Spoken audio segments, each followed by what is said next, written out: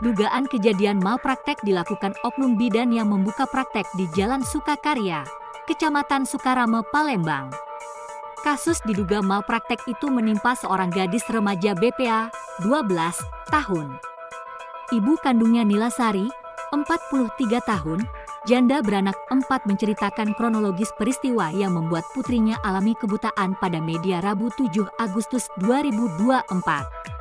Ini berawal dari Nilasari membawa korban BPA yang waktu itu sedang sakit demam dan mual juga tidak nafsu makan ke oknum bidan AGT di Jalan Sukakarya, Sukarame, Palembang.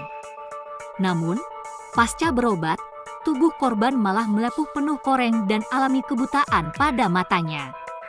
Nilasari mengatakan saat berobat itu, anaknya diberi obat sebanyak 6 macam pada hari Selasa, 4 Juni 2024 sekira pukul 12 waktu Indonesia Barat. Adapun obat yang diberikan oknum bidan tersebut yakni cetirizine, amoxicillin, Tera-F, ranitidine, samtacid dan vitamin.